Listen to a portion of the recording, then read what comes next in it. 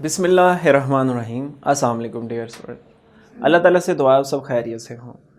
आज आगाज़ करते हैं हम नई एक्सरसाइज 13.3 और क्वेश्चन नंबर 1। 13.3 हमारी एप्लीकेशन बेस है। स्टार्ट करते हैं क्वेश्चन की स्टेटमेंट से। We have to given a car position at a time t is given by. हमें एक पोजीशन फंक्शन गिवन है कार का जो कि S T equal to 5t³ minus 3t² plus T है। क्वेश्चन की रिक्वायरमेंट क्या है? Find the velocity. वेलोसिटी क्या है? Rate of change.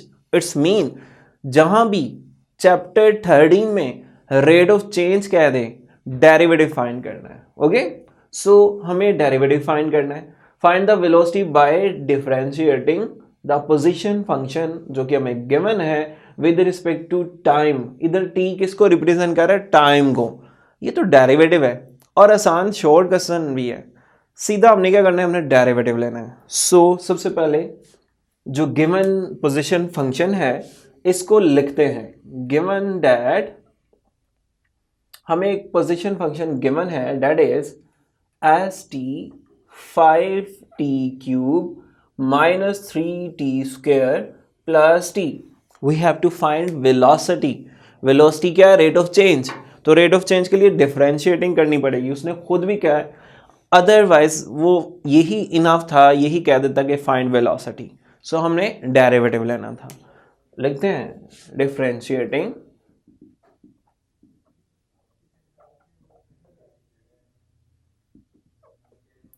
With respect to t time on both side.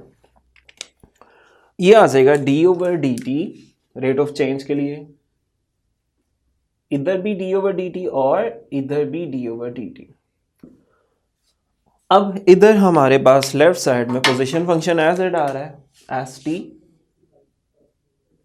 और इधर 5t³ minus 3t² plus T.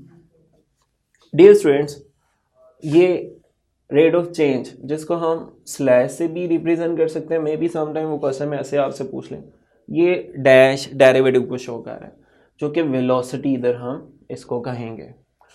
अब basic derivative, ये डेरिवेटिव इसका भी है, इसका भी और इसका भी है। मैं कुछ बेसिक बातें आपसे शेयर कर रहा हूँ। डियर स्टूडेंट्स, 5t³ का डेरिवेटिव क्या होगा? आप सबको आइडिया है? कोफिशिएंट पे डेरिवेटिव अप्लाई नहीं होता, t³ पे डेरिवेटिव अप्लाई होगा। d/dt t³, इस पे लगेगा पावर रूल। पावर शुरू में, उसमें एक कम। अब बेटा ये आ जाएगा 5 3s are 15 t²। डायरेक्ट मैं इधर डेरिवेटिव लिख रहा हूं 15 t²। Again minus 3 as it, minus 3 as it, derivative हमारे पास t² का। तो t² पे पावर रूल, पावर शुरू में उसमें एक कम, तो ये 1 पावर लिख देनी है, और बाय माइनस 3t। ये हमारे पास आ जाएगा माइनस 3 2s are 6। ऐसा करते हैं, एक और डिटेल स्टेप कर देते हैं। 5 एज इट, और t³ का डेरिवेटिव हमारे पास 3t², then minus 3 as it, t² का 2t, और t का derivative 1 with respect to t। अब इनको सिंप्लीफाई करते हैं। 15t² माइनस 6t प्लस 1, ये हमारे पास है वेलोसिटी। हमें बस यही कहा गया था फाइंड वेलोसिटी, ये हमने फाइंड कर लिया वेलोसिटी। इसको लॉग करते हैं, ये हमारा आंसर। ये शॉर्ट क्वेश्चन भी है, और इन केस एमसीक्यूज के लिए भी कहा जाए तो ये भी हम इसको ऑरली सॉल्व कर सकते हैं।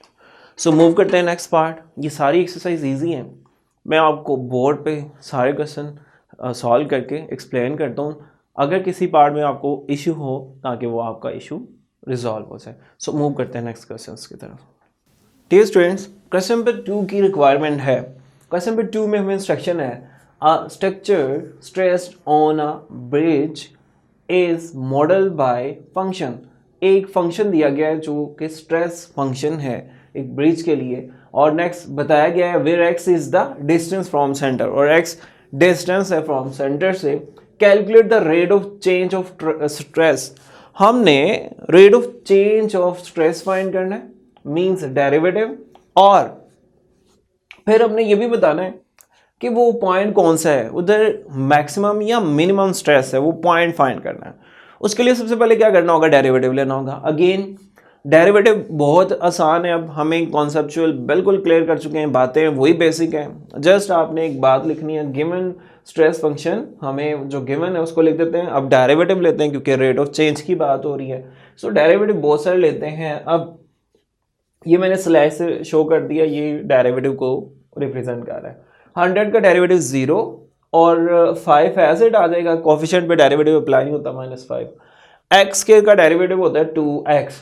अब बेटा 0 किसी भी टर्म में ऐड करें कोई इफेक्ट नहीं है, 5 2 ज़ा 10 और प्लस माइनस माइनस, ये माइनस वैसे ही -10x, ये हमारे पास डेरिवेटिव आ गया। अब हमने क्या करना है, इस पॉइंट पे हमने रेट ऑफ चेंज फाइंड करना है, मैक्सिमम है कि मिनिमम है, स्ट्रेस मैक्सिमम मिनिमम। उसके लिए क्या करना होगा, ये जो फर्स्ट डेरिवेटिव है इसको 0 पे रखते हैं। क्रिटिकल पॉइंट वो पॉइंट जहां टर्निंग पोजीशन होती है, मैक्सिमम या मिनिमम, जो फंक्शन की डायरेक्शन शो कर रहा होता है, हम वो पॉइंट देखते हैं जहां हमारा फंक्शन स्टेबल हो जाता है, रुक जाता है, इसके बाद या मैक्सिमम हो जाता है या मिनिमम, वो पॉइंट ढूंढना, ऐसे कहते हैं क्रिटिकल पॉइंट। उसके लिए क्या करना होगा, फॉर क्रिटिकल पॉइंट ये फर्स्ट डेरिवेटिव को 0 के इक्वल रख देते हैं। x की वैल्यू निकालते हैं, -10 मल्टीप्लाई इधर आई डिवाइड, तो x आ गया 0, क्रिटिकल पॉइंट 0, यानी यहाँ स्टेबल हो गया फंक्शन। अब यहाँ हम देखते हैं चेंज क्या है, मैक्सिमम है मिनिमम है, क्योंकि हमें एक ये फंक्शन दिया गया है जो कि मॉडल किया गया है स्ट्रेस फंक्शन। अब x इसमें डिस्टेंस को रिप्रेजेंट कर रहा है। अब देखते हैं, लेट्स सी हम क्या करेंगे, जो क्रिटिकल पॉइंट आया है उसको इधर पुट कर देंगे फंक्शन में, जहाँ जहाँ x है रिप्लेस करते हैं।